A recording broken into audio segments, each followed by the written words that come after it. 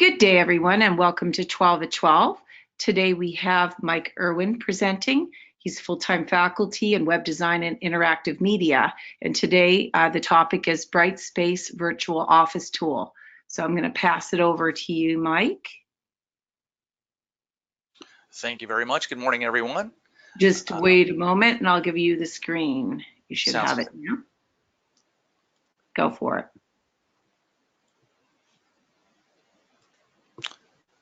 Let's see what screen we're showing. Yeah, your screen's showing now. Thank you. Oh, wait, it was. There we go. How's that? No. Oh, yes. Go for it. Perfect. Excellent. Well, good morning, everyone, and welcome to this brief session on the virtual office tool. With Brightspace, one of the interesting features that is in there is the virtual office tool, which really replaces the need for things like GoToMeeting and whiteboards and just a variety of other tools that we used to have to utilize to do some of the live sessions that we might want to use in the previous learning management system. So this is a feature that I think many folks probably haven't embraced, and it's something you might check out. I have frequently used it to do simple meet and greets. What I might do through a classroom in the beginning is maybe week 1 towards the end is offer a meet and greet where where students can just get together and kind of have a water cooler type session where they could meet fellow students, and then of course meet me, and then ask general questions they might have, and really kind of take the introductory thread and just take it to the next level. And I have had some good success with students showing up and just simply spending some time getting to know one another, as well as talking about their background, which really, it creates a sense of community, helps you get to know the students a little bit better, so that when you're going through the class, you know kind of a little bit more about the student than just their discussion posts. So to access this tool, I'll jump right into it. It's under the Tools pull-down menu inside the classroom, and you'll see it right at the very bottom here. It's the virtual classroom. Now what you can do is you can set up sessions that you can schedule, and then what I'd recommend doing is putting that session also on your calendar just to remind the students, and then also put an announcement out there just to make them aware. Sometimes students can overlook these things, but you can also do a live session immediately or instantly, which is nice. So if you wanted to jump in there during your office, put in office hours, and what now session right now, you can just tell the student to jump in there, and then you've got a face-to-face access with that student. So once we're in here, you'll see there's nothing going on here, but you'll have to get it going. Now, when I first started using these tools, I was like, where are the buttons? And it's right at the lower right-hand corner here. You'll see this plus sign there. I'm going to click that. And then from there, you'll see information that you can use to set up the meeting. So in this case, give it a title. I'm just going to put in just webinar for now, because this is just a cosmetic entry that'll show up in the listing. And then the meeting time, if you wanted to indicate a time and a date, you can do that as well. I'm not going to do that because I want to do one now. And then this information, as you can see, as I click it, it'll just pop up with details that you can easily access and set up those elements. You can also set up a max duration, and if you ever go over 60 or 90, that's a pretty long session. It will shut off though when you set the max duration. So if you think it's going to go quite a while, I would overdo it because you don't want it to shut off in the middle of it. You can also have it set up to external participants, which is nice.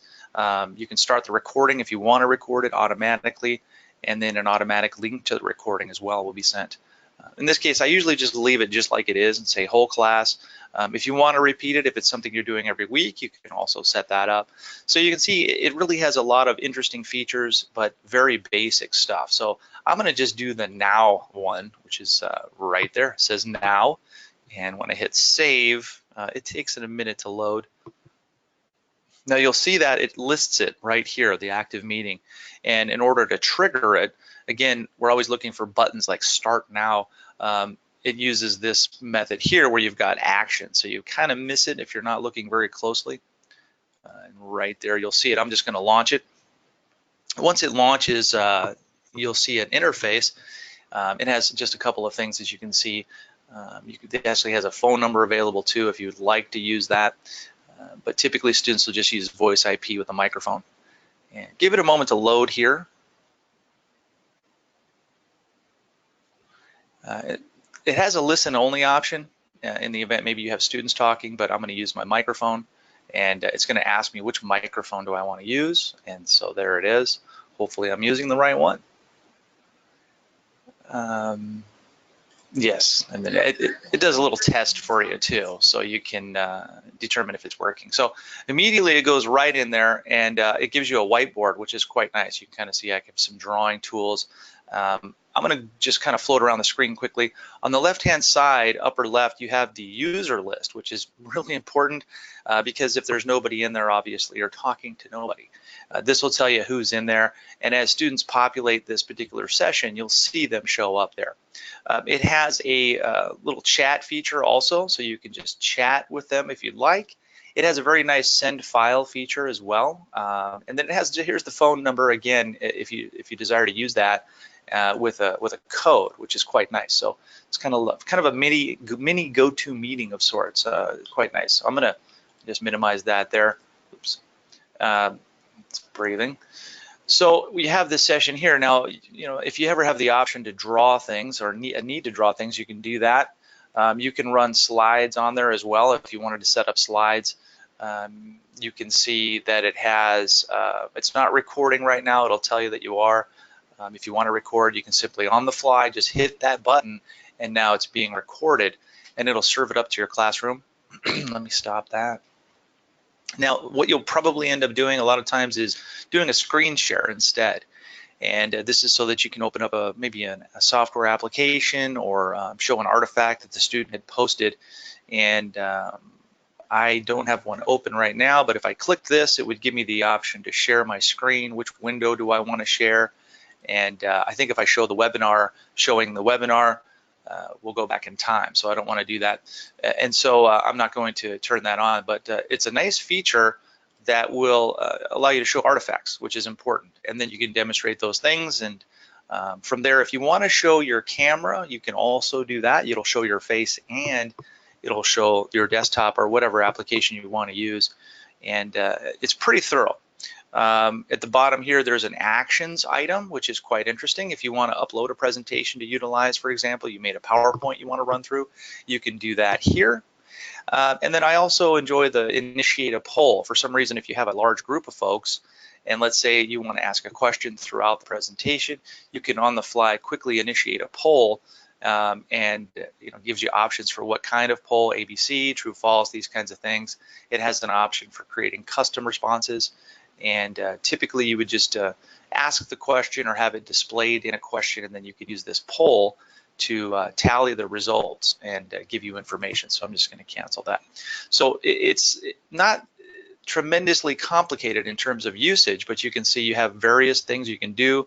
Some of the settings, again, are going to be redundant. You have things like closed captioning or data saving.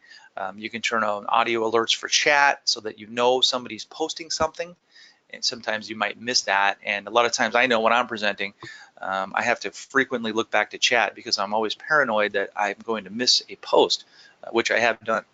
And in this case, I'm going to cancel that. So I think one of the most interesting features is the ability to just utilize this particular drawing area, but I don't really draw that well with tools like this. So again, slideshows available, desktop applications are available, the recordings are available, you have chat also. And you can also use it just to set it up for students if you wanted to have students get together, and then they can facilitate their own discussions, their own conversations, perhaps in group sessions if you need to do that. But I don't think that's a common item used here at Art Institute, but it's available. So it might be something to consider since this tool makes it so easy to do that. And from there, that is essentially the virtual office tool. As you create these meetings, as I showed you a moment ago, when you create these, you can place this information on your calendar. So you can simply just put this information out on your calendar here. And then also, again, put an announcement in the course home and direct them to come to this area when the meeting time is up, and from there you'll see students enrolling in it. I have noticed students, one little side note is at meeting times, many times it does take them a few minutes to load it for various reasons. So usually when you start the meeting, give them a few minutes to get in there, because for some reason it does hang just a smidge. I have seen that with some students depending on their bandwidth, but for the most part, this is probably one of the easiest tools. It runs very smoothly, and I compare it very much like GoToMeeting or GoToWebinar. So highly recommend it. Give it a try and see what your students think. If anything, give it a shot with a meet and greet with perhaps in week 1 or at the beginning of week 2, just to get to know your students a little better.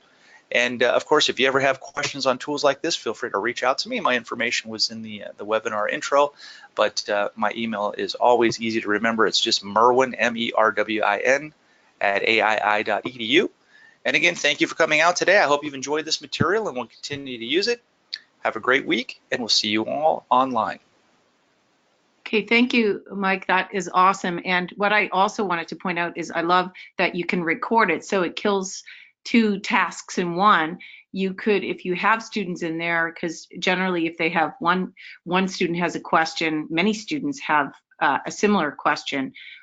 So the people that choose to meet you in there you could have a good dialogue, and to record it and to be able to share it with other students that these questions come up for in future classes or later in the week. That's awesome. I could really see myself using that. Thank you very much for presenting, and thank you everyone for joining us, and see you next week.